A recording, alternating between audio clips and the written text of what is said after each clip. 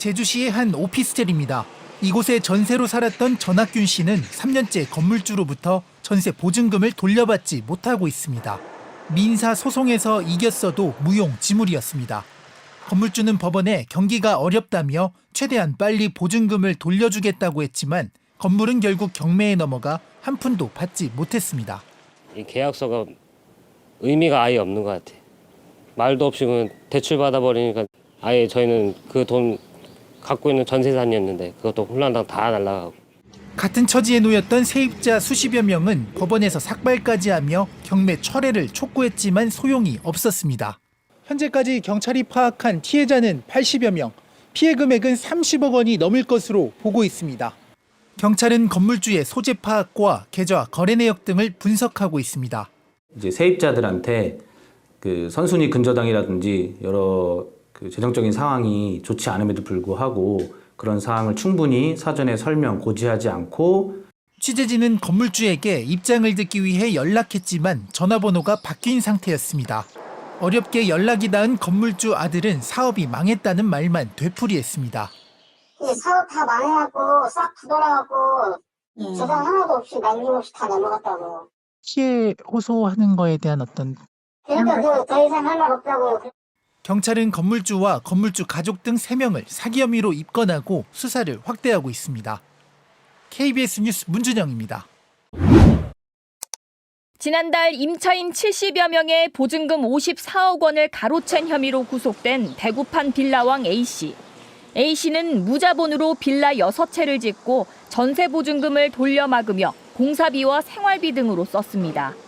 대구 북구 한 빌라에서는 건물주가 신탁사 동의 없이 전세 계약을 맺어 17가구가 보증금 15억 원을 떼일 위기에 처하기도 했습니다.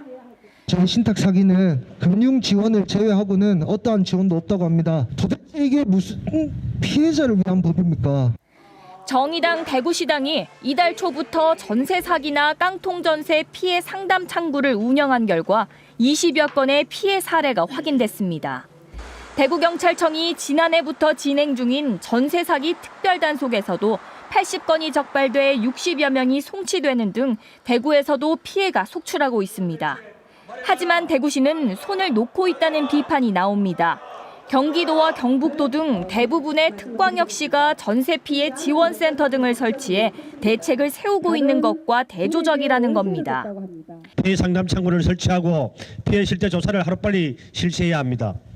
또한 전세 피해 지원센터를 설치하고 지원 대책을 마련해야 합니다. 최근 9개월간 대구에서 전세 보증금을 돌려받지 못하는 금액이 200억 원을 넘는 등 전세 사기에다 깡통 전세 피해까지 커지는 상황. 정부 차원의 지원과 별도로 정확한 실태 조사와 법률 상담, 주거비 지원 등 자치단체 차원의 대책 마련이 시급합니다. KBS 뉴스 신주연입니다. 세입자 절반가량이 전세금을 돌려받지 못하고 있는 부산 중구의 한 빌라입니다. 계약이 끝나가던 지난해 1월, 다음 세입자가 들어오지 않는다는 이유로 집주인 이모 씨로부터 전세금을 돌려받지 못한 정모 씨. 집주인의 읍소에 어쩔 수 없이 계약을 연장하며 전세금이 마련되면 언제든지 나가게 해달라고 했지만 이제는 연락조차 안 됩니다. 단순히 그냥 집주인이 되게 힘들구나 그걸 생각하고 연장해달라는 거 해주고 그냥 기다렸는데 뒤통수 맞은 거죠. 혹시 나 말고도 전세금을 떼일 위기에 처한 세입자가 더 있지 않을까?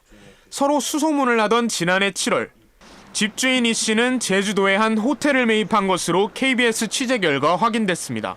제주 서귀포시의 유명 관광지에 들어선 이 호텔은 4층짜리 1000제곱미터 규모로 객실이 30개에 달합니다. 매매가는 31억 원 상당입니다.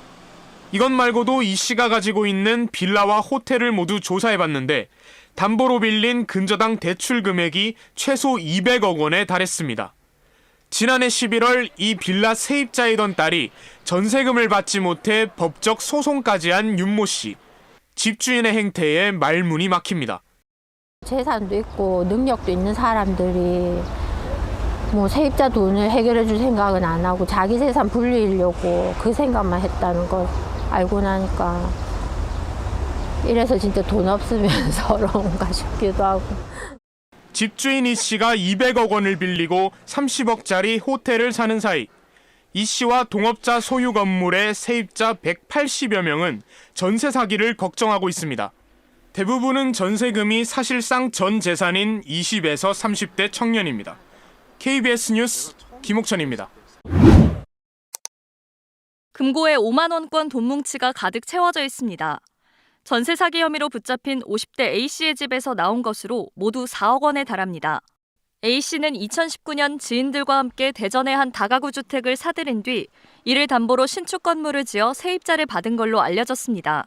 이른바 깡통 전세였지만 부동산 중개인이 세입자들에게는 선순위 임차인이라고 안심시킨 뒤 계약을 진행했습니다. 건물 시세가 이 정도인데 제 앞에 뭐 아무리 융자가 있어도 선순위니까 걱정하지 말라 이런 식으로 얘기를 했었고, 근데 알고 보니까 저희 건물 사람들 다 자기가 선순위인 줄 알더라고요.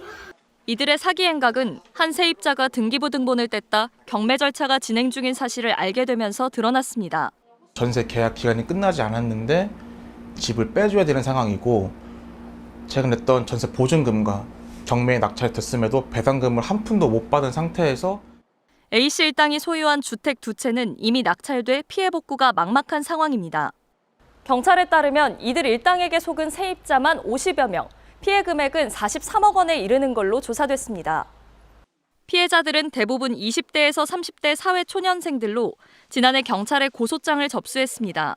경찰 조사에서 A씨 일당은 갭 투자를 했을 뿐 집값이 하락할 줄 몰랐다며 사기 혐의를 부인한 걸로 전해졌습니다.